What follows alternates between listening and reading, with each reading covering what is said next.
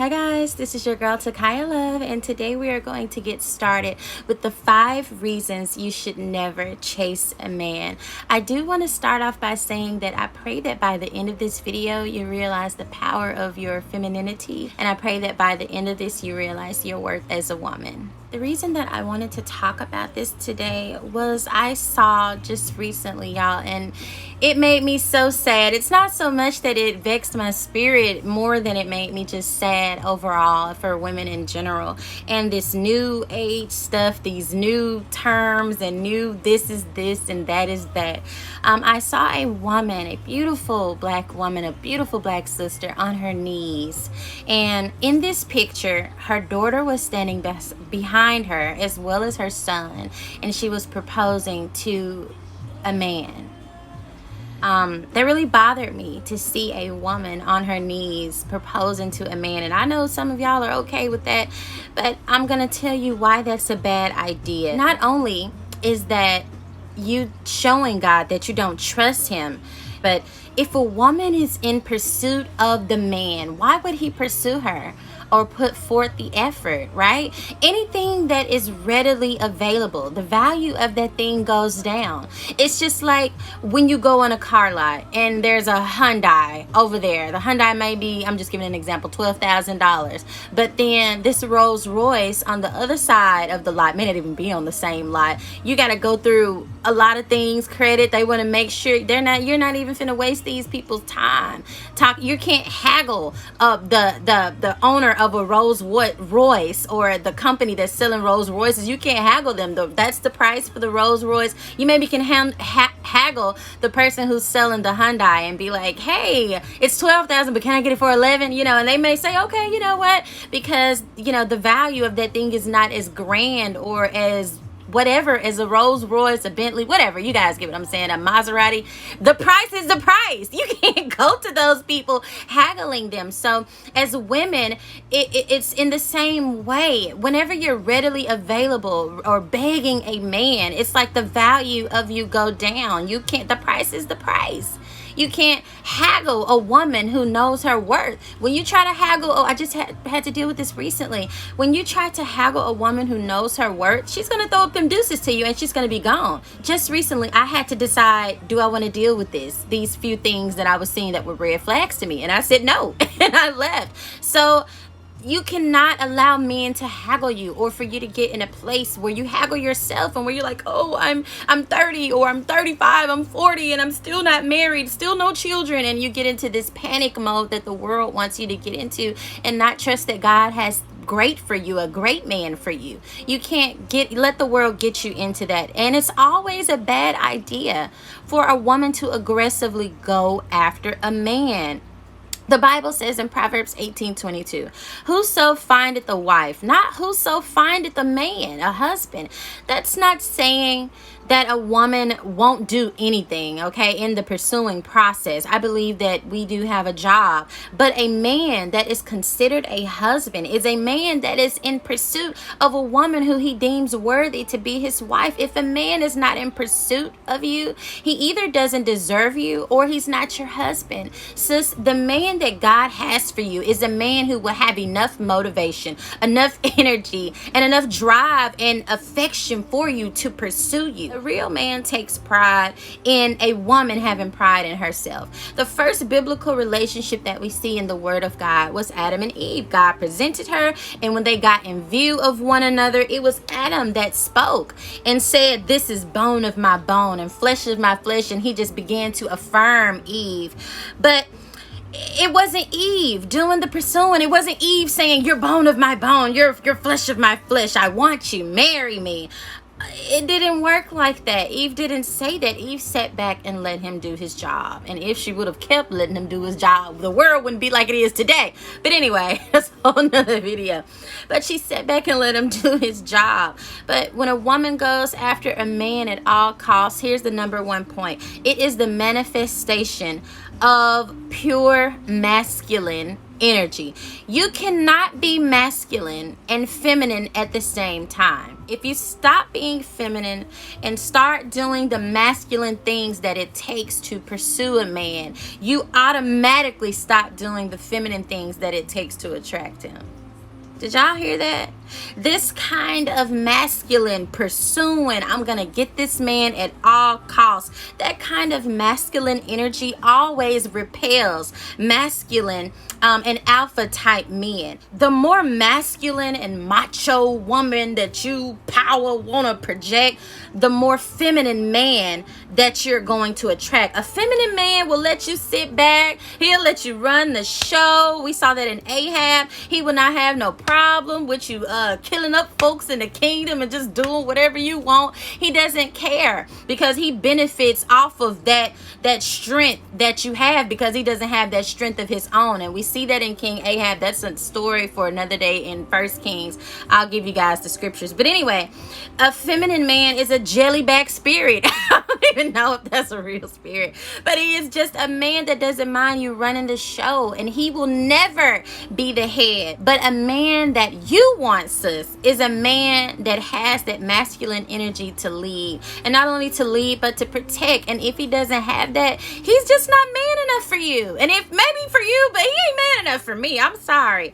I can't deal with a jellyback, yes, do whatever I say, I control him type of man. That is a complete turn off. I actually had a guy he had low self-esteem, and I ended up letting him go as well. Y'all know me, I don't play. But I encouraged him and things, but after a while I saw that it was just a neediness, a not knowing who he was and wanting me to affirm him and tell him who he was every single day. And this was draining. I'm like, I can't teach you how to be a man. I can't teach you to lead me. I can't teach you. I was praying for him. He wasn't praying for me. I'm covering him, and I need prayer just every day, y'all. It just drove me up a wall. And I'm like, yo, this is not gonna work. I love praying for people and I love helping people, don't get me wrong, but when it got to the point to where he was leaning on me more than he was God, because he didn't know who he was, and I'm let him go, and I hope that he found who he was. But anyway, when you're in that masculine, y'all forgive me, I try not to sound cold-hearted, but y'all, I promise you my personality is just black and white.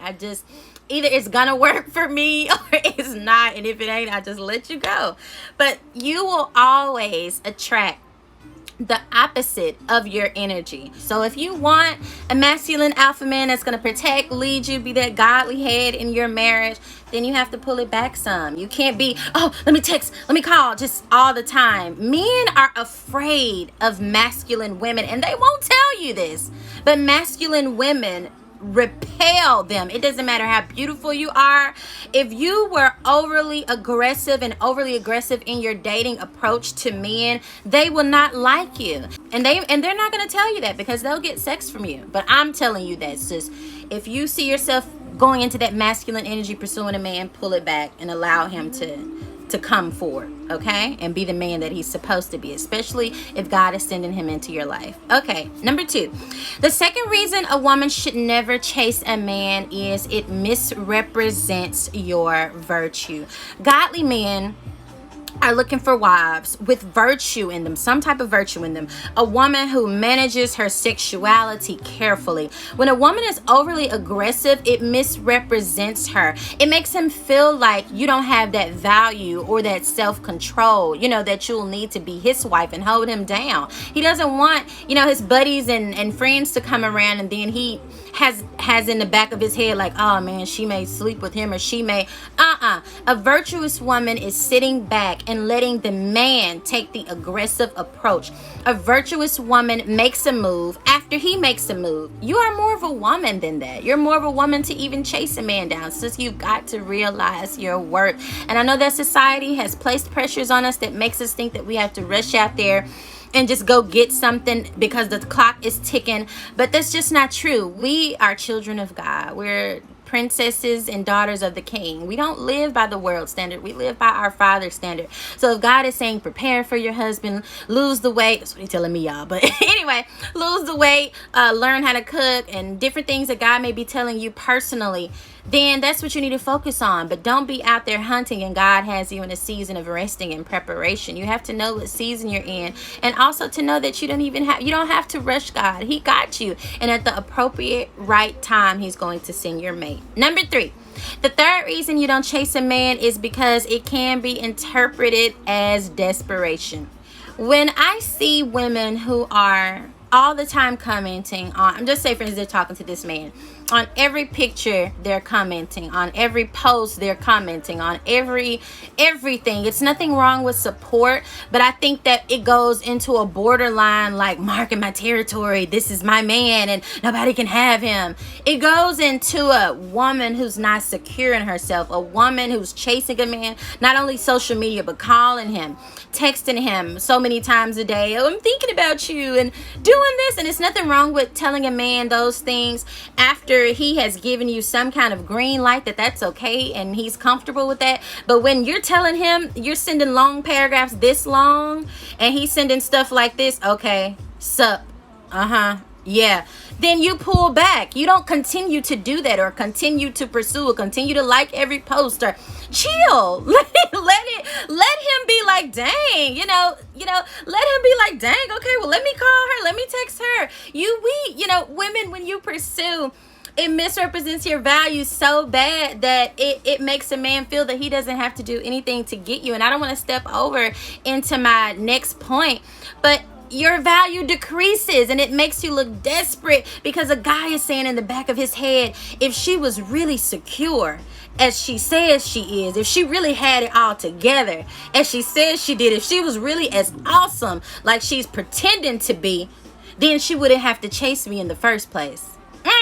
Y'all better get that. I ain't chasing no man. Y'all, there have been so many men, and I have had to pull back. And when I pulled back, they were like, oh, I thought you were the nice, good girl that was gonna, oh, nah, you ain't never met one like me. So, you don't chase no man, y'all. I'm old school. But I just want to let you ladies know that no woman who has value will ever have to step up to the plate and pursue a man. It just won't happen. You may flirt. You may even be curious. I do that. I flirt, throw it out there like Ruth. And then if he doesn't, I pull it on back. But to go in all-out flat pursuit of a man, no, ma'am, you won't catch me doing it. I won't do it, and neither should you. And a queen won't do it. So don't be desperate, sis. Know your worth, and just know your worth. Number 4, the disapproval potential will shatter the woman's self-esteem. When you are turned down by men continuously, it does something to your self-esteem. And I know some of you are going to say, Takaya, that doesn't matter to me. I'm fine. I got myself. I'm good, honey. That don't do nothing to me.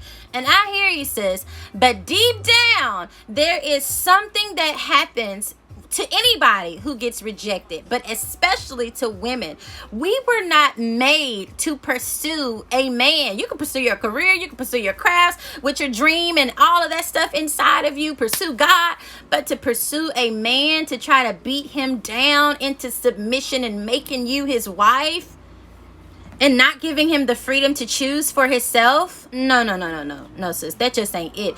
Going into these places and seeing a big, handsome, fine man with a beard, sitting up looking real good, smelling good, and you gotta pass him your number and you don't even give him a chance to scope the room to even see if he wants to talk to you. But you just, I gotta hurry up and get him before any other girl at this party gets him, before any other girl at this concert gets him. Y'all, come on. We Jesus help. We have got to do better. And then this man sitting back 200-something pounds, 6 feet. Oh, no. I'm okay. I'm good. And you got to go walk around the rest of the party looking just sad and broke down. Y'all, God did not make us. I don't care what y'all say. God ain't make me for that. God did not make us to pursue no man. And when that happens, that hurt, that rejection, it does something. The more you pursue and be broken, your spirit is impacted and you're going to think less and less of yourself. Proverbs chapter 12 says, hope deferred makes the heart sick, You strive for a marriage. You strive to date. You strive to get this man or get men in general, and it never works. And after a while, it makes your heart sick when you get turned down over and over and over. And God did not create us to do that. As a woman, we need the safe affirmation of a good godly man. Women were not built to pursue men and constantly be turned down by them. We just weren't made for that. God created us to receive his affirmation and love, and in return affirm him and respect him. But God didn't make us to pursue him and I'm gonna get you one way or another. God didn't make us for that. I mean, he just did, And for the women that's doing that over and over, and I don't care and I can pursue and get by, let me know how it's working for you. It hasn't worked for you so far. So why are you still doing it? I'll probably get in trouble with this video. Y'all ain't gonna like me. I'm sorry, but I gotta tell the truth. And number 5, the final point. When you pursue a man and chase a man, it relieves the man of the basic responsibility of leadership. When a man goes hunting with his friends, a camping party, hunting group, whatever they call them, his job is to hunt, pursue, find, kill this animal, and bring it back home. And when he does bring it back home, all of his hunting buddies are going to pat him on the back. They're going to say, job well done. They're going to cheer him on and tell him what a great job he's done, how big this deer is, the antlers are, whatever. And as it relates to dating, it is the exact same. To go find a woman, pursue her, conquer her, and marry her. And once he does, and I don't mean conquer her as not sex. I mean conquer her as in put a ring on it, okay? And then marry her. And once he does, all his boys and friends are going to be happy and cheer him on. But if an animal just hops in a man's lap while he's hunting, I mean just hop right in front of him and just, hello, shoot me. I mean, he gonna be like, but it's this other bigger one that's prettier and bigger antlers. He may shoot this one. He may even be happy for a moment. But because that animal just hopped right in his lap or hopped right in his face, it's not going to compare to the animal that he had to go hunt. I was watching The Crown, maybe season 3, season 4. I don't know, maybe season 4. And it was an episode where they were out hunting one day and they ended up shooting this deer with these huge antlers. It was the biggest deer they had ever seen in their life. The animal didn't die right away. The animal kept living and it ended up limping off somewhere. So they shut down the whole kingdom. Everybody was saying like how much it was going to be worth, whoever going to kill it first. And they went on this mass hunt. That is how it should be for us as women, as your worth. Like men should be, they shut down everything. Like, I got to get this woman. She is amazing. She is going to be a great asset to me. She is the one that I want. And it may be a little difficult to get her at the beginning. It may be a whole bunch of other people trying to shoot her down. But I think that Princess Diana and Prince, God, I forgot the Queen's late husband. I can't remember his name. Anyway, they ended up killing the animal and bringing it back and putting it on the wall, and we're so happy. So when it comes to women, it should be the same exact way. It shouldn't be like, man, this deer is easy. Okay, I'll kill it, but it's not gonna go up on my wall. When you pursue a man, it lowers the hunger for him to get you. If a man cannot approach you, why would you have expectation that he would be able to lead you later? Ephesians 5 says, the husband is the head of the wife. And I know that y'all, this new age women don't want to hear this stuff, and I'm all for women empowered, but that scripture is not to discourage us as women and say you have no place or no voice and the man is just the head and he does everything by himself and rule the house. Absolutely not. That is not what that means. The head simply means that he's capable of leading. He's capable of protecting, and he's capable of providing for you. Relationships can be so beautiful when people know their correct places. And I'm all for women empowerment and even the women movement. But as far as trying to be a man, no, that's just not for me. God didn't create me to do what a man does. He created me to do what a man couldn't do. And when you realize the power in your femininity, woo, that is the day you step into your queendom. Overall, in the dating scene, and I'm going to wrap this up.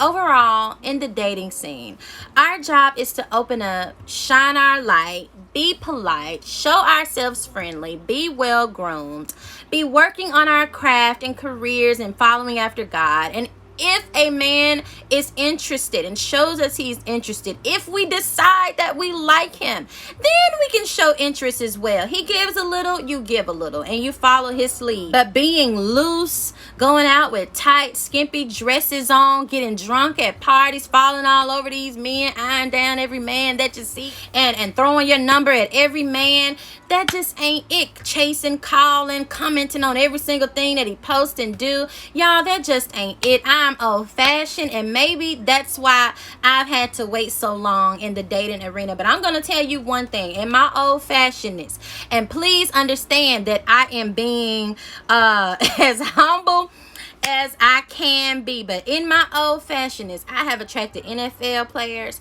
NBA players, doctors, men who own their own business, millionaires, world-renowned pastors, and I've had 6 men mention marriage to me, 4 proposals and 2 engagements. And I don't say that to boast or brag, but I say that although I may seem old-fashioned, it may seem like, oh, Takaya, just whatever. Apparently, this old-fashionedness is doing some kind of work, okay? The only reason that I'm not married now is because ultimately, my life and my love life is in the hands of God. So if God tells me no, or if God pulls some of those men back and I'm like, no, God, I don't believe this is it, and God will take care of it. You know, he takes care of that because I trust him with my heart. Who can know the perfect person for me more than my Father? Who has seen me at my worst, who has seen me at my best, who has seen me when I've been crying, who has seen me at my knees and knows my wants and knows what I desire in a husband, a strong man that can lead me, that's not going to be jelly bag. Who can know me better than God? I don't know who that's for. Who can know you better than God, male or female? Trust the way that God is leading you. Trust the Father. He knows what you need more than you know what you need. Look back at the times. Jesus, I feel the Holy Ghost. Look back at the times when you thought you knew what was best for you over what God said was best for you.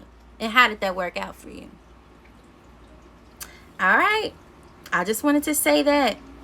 The thing is, it doesn't matter what you got or where you are. And I wanted to use that example of all the men that I've attracted. It doesn't matter where you are, what you've got. If you are valuable, a man who is looking for a wife, looking to settle down, looking to be serious and hang up that player jersey, he can see and smell the value on you. Men know it as soon as they see you. You can literally put 2 women side by side. You can have a woman that's beautiful, a woman that has a career, a woman that's a millionaire, got a big house, all these things for her, going for her. And you can put her beside a woman who works at a clothing store, who got a hoopty, who is got an okay shape, and she's okay looking. And he'll choose this woman because she knows who she is over the woman who doesn't know who she is, who has all these things going for her, but she doesn't realize her worth and her potential. So she chases him. She calls him every day. She's worth him. She's showing up at his job. She's chasing him down because she's going to make him marry her. Don't diminish your value by acting like the man, ladies. It's nothing more attracting to an alpha man than a soft, feminine, put together, sweet, wise, open woman. But when you're hard, you're competing with him, chasing him down, and he hasn't even responded to your first text, your first call. You can text him and he ain't responded. An hour later, you text him again. An hour after that, you text him again. Y'all, that's disgusting. That's disgusting to me. I won't even answer the phone for my friends who try to do me like that. Lord help me. I got to be honest. But stay in that feminine energy because it's a powerful thing. And for the good girls or the girls who feel like being chaste and well kept is not working, hold on, sis, because class never goes out of style. It may look like the hot girls and the loose girls are winning, but when it comes down to wifing a woman and bringing her home, and this man giving her his last name, and this man tying his legacy to a woman, he is not going to choose a hot girl or a loose woman. He'll go to bed with her. But when it comes down to wifing a woman and having a woman to represent him, that's when it's going to be our time to shine, okay? So stay focused on God, your career, your drive, your passions. Keep yourself kept up and be patient. Do not let this hot girl mindset make you forget that you are a queen. I pray that this video blessed you, girls, and I am going to get out of here. The next video that I'm going to make is probably going to be about dating to snatch his soul, and I'm going to give y'all, I know that's a crazy title, but we are in the soul snatching season, amen, and we about to snatch some souls, sis, okay? And you ain't going to snatch it like this because I look a mess, but I am going to make a video where I come on here telling y'all tips for dates, nights, and what to wear, and the colors that attract different things, and not only that, some certain scents that can spruce up, you know, and make you smell really good. Just all kinds of things. I'm gonna share with y'all some about the products that I use, the cute little tops and outfits that I wear. So it's gonna be amazing. So y'all just stay focused on God. More importantly, stay doing the will of God, and then we gonna get this love thing figured out, okay? But we have got to know that God has not called us to chase a man. He just haven't. So I pray that this video bless you guys. I'm gonna get out of here, and I wish you girls the best. Bye.